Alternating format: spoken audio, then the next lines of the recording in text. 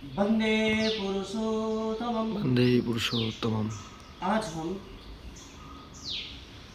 आलोचना प्रसंग और कुछ वाणी की आलोचना करेंगे।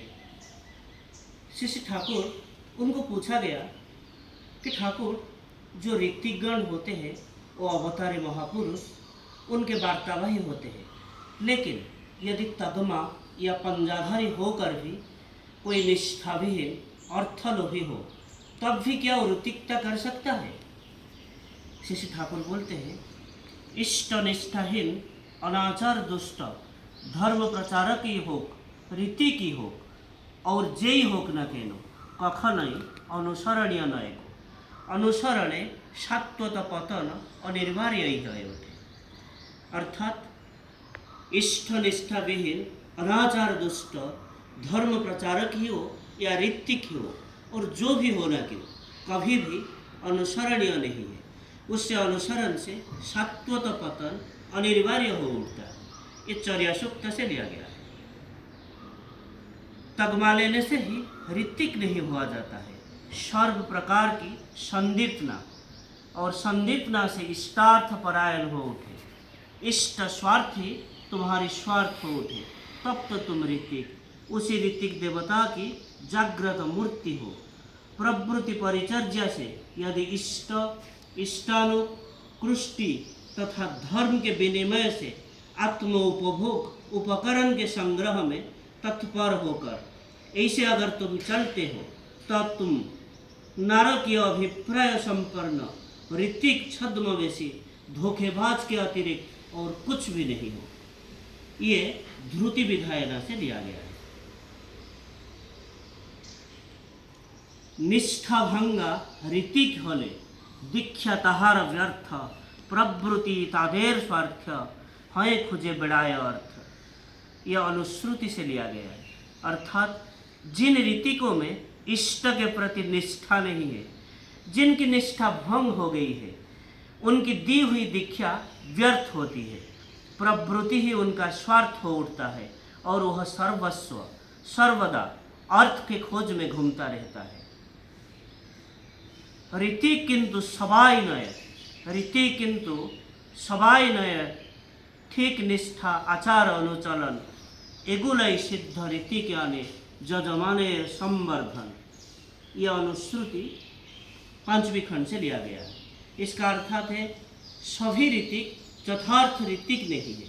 निष्ठा आचार तथा अनुचलन से ही ऋतिक सिद्ध होते हैं और वे ही जजमान को संवर्धित कर सकते हैं। इष्टनिष्ठ सुसंगति सदगति ते भेद धराय जेमन रीति की होना से जन नष्ट करे जीवन दाड़ाए। इष्टनिष्ठ सुसंगति सुसदगति ते भेद धराय जेमन रीति होना से जन नष्ट करे जीवन दाड़ाए। यह अनुश्रुति पांचवी खंड से लिया गया है। अर्थात इष्टनिष्ठ सुसंगति की सदगति में विभेद सृष्टिकारी रीति जैसा हो, जैसा ही व्यक्ति क्यों ना हो, वह जीवन के आधार को नष्ट करेगा ही। इष्टनिष्ठ अनुरागेन रणे रीति की संगति छिन्न भिन्न व्यतिक्रम ही है था के अपगति। अर्थात ऋतिक में इष्टनिष्ठ अनुराग की संगति या सामंजस्य नहीं रहने से वो विपरीतता से छिन्न भिन्न होकर अपगति को प्राप्त करता है।